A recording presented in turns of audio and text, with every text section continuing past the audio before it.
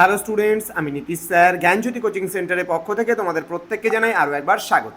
তো স্টুডেন্টস, আজকে আমি তোমাদের সঙ্গে আলোচনা করব সিবিপিবিইউ অর্থাৎ কোচবিহার পঞ্চনন্বর্মা বিশ্ববিদ্যালয়ের অধীনস্থ যে সমস্ত কলেজগুলো রয়েছে তাদের যারা থার্ড সেমিস্টারে মাইনর হিস্ট্রি রেখেছো তাদের জন্য কিন্তু আজকে আমি তোমাদেরকে পড়াবো মাইনর হিস্ট্রির সিলেবাস নিয়ে। তোমাদের পেপার রয়েছে হিস্ট্রি অফ এনশিয়েন্ট ইন্ডিয়া, অর্থাৎ এখানে ইন্দাস ভ্যালি সিভিলাইজেশন থেকে শুরু করে তোমাদের 1206 খ্রিস্টাব্দ পর্যন্ত যে ইতিহাসটা রয়েছে সেই ইতিহাসটা কিন্তু তোমাদের পড়তে হবে থার্ড সেমিস্টারে মাইনর হিস্ট্রিতে। তো ক্লাসটি শুরু করার পূর্বে তোমাদেরকে বলবো, যারা এখনও চ্যানেলটিকে সাবস্ক্রাইব করনি তারা অবশ্যই চ্যানেলটিকে সাবস্ক্রাইব করে পাশে থাকা বেল আইকন অল প্রেস করে দাও, যাতে নেক্সট টাইম থেকে কোনো ভিডিও আপলোড করলে তার নোটিফিকেশন সবার আগে তুমি পেতে পারো। এছাড়া তোমরা যারা ভাবছো যে অনলাইনে আমাদের কাছে পড়বে এবং নোটসপত্র নেবে তারা অবশ্যই যোগাযোগ করো আমাদের অফিসিয়াল নাম্বার 7076398606 নাম্বারে অথবা 6295916282 নাম্বারে। তোমাদের টোটাল কোর্স ফি রয়েছে শুধুমাত্র 499 টাকা। হ্যাঁ, ঠিকই শুনছো, 499 টাকার বিনিময়ে তোমরা মেজর, মাইনর, এমডিসি, ভিএসি সমস্ত কিছু যা কিছু রয়েছে তোমাদের থার্ড সেমিস্টারে পুরো প্যাকেজিং নোটস কিন্তু তোমরা পেয়ে যাচ্ছ। তো দেরি কিসের, আজই যোগাযোগ করো আমাদের সঙ্গে এবং নোটসপত্র তোমরাও নিয়ে নাও যারা কোচবিহার পঞ্চনন্বর্মা ইউনিভার্সিটি আন্ডারে স্টুডেন্টরা রয়েছে। চলো শুরু করছি আজকে মাইনর হিস্ট্রি কী কী পড়তে হবে তোমাদের সেই নিয়ে। প্রথমত তোমরা পড়বা history of Indus valley civilization, অর্থাৎ সিন্ধু সভ্যতার যে তোমাদের যে ইতিহাস রয়েছে সেই ইতিহাস পড়বা। Sources of ancient Indian history, বিশেষ করে আর্কিওলজিক্যাল অ্যান্ড লিটারেরি রিসোর্স, অর্থাৎ প্রাচীন ভারতের ইতিহাসের উপাদান, বিশেষ করে সাহিত্যিক এবং প্রত্নতাত্ত্বিক উপাদান তোমরা পড়বে। কনসেপ্ট অফ ভারতবর্ষ, অর্থাৎ ভারতবর্ষ সম্পর্কে তোমাদের যে ধারণা রয়েছে সেই ধারণা সম্পর্কে পড়বে এবং ফিজিক্যাল ক্যারেক্টারিস্টিক সম্পর্কেও তোমরা পড়বে।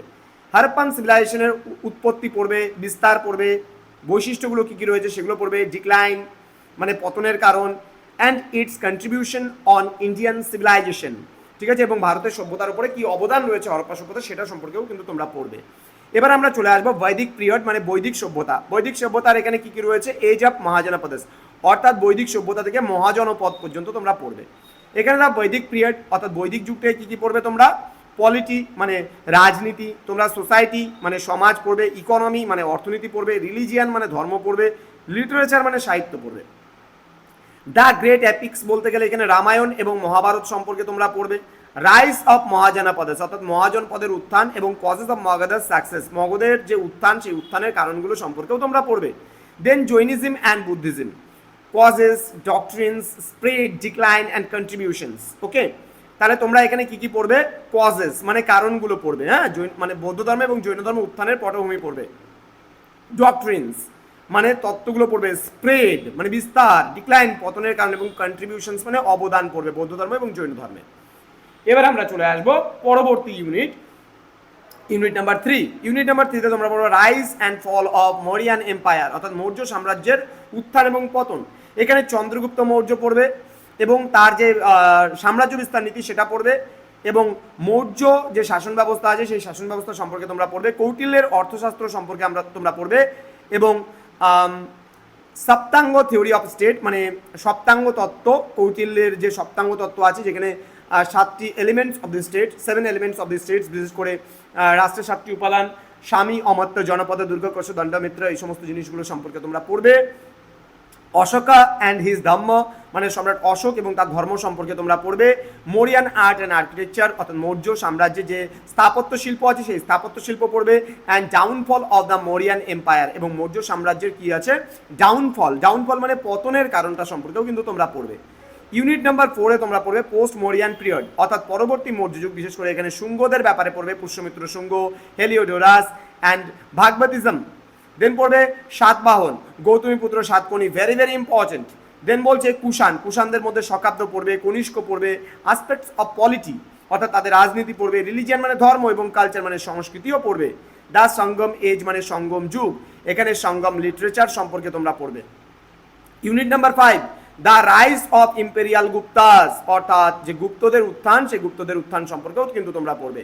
Imperial policy of Samudragupta and Chandragupta 2, অর্থাৎ এখানে সমুদ্রগুপ্তের ব্যাপারে এবং দ্বিতীয় চন্দ্রগুপ্তের ব্যাপারে কিন্তু তোমরা পড়বে, গুপ্তদের ব্যাপারে বিশেষ করে।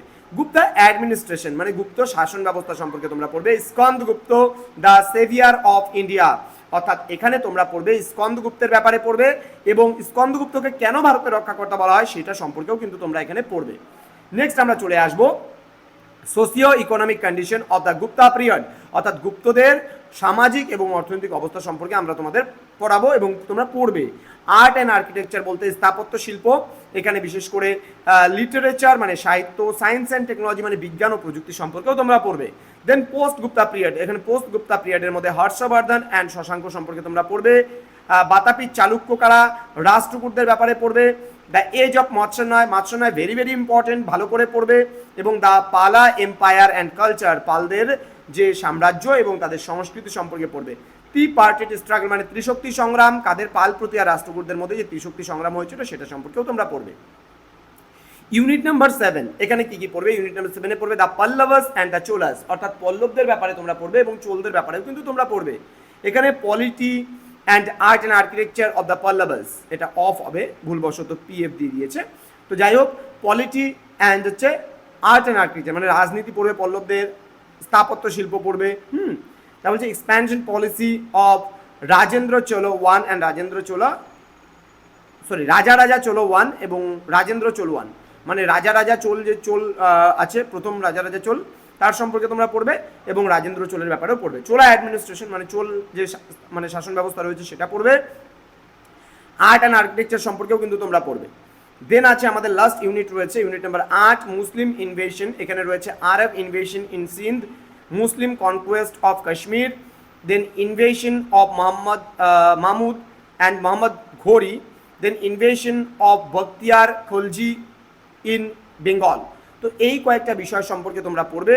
তোমরা যদি এই কয়েকটা বিষয় সম্পর্কে তোমরা পড়তে পারো তাহলে কিন্তু তোমরা অবশ্যই তোমরা পরীক্ষায় কমন পাবে। আমরা তো দেবই অবশ্যই প্রত্যেকটা বিষয়। তো তোমরা যারা ভাবছো নোটস নেবে এবং আমাদের কাছে পড়বে তারা অবশ্যই যোগাযোগ করতে পারো আমাদের অফিসিয়াল নাম্বারে। তো স্টুডেন্টস, দেখা হচ্ছে আরো একটা নতুন ভিডিও নিয়ে। তোমরা প্রত্যেকে ভালো থেকো, সুস্থ থেকো। Thank you so much, thanks for watching after all, thank you.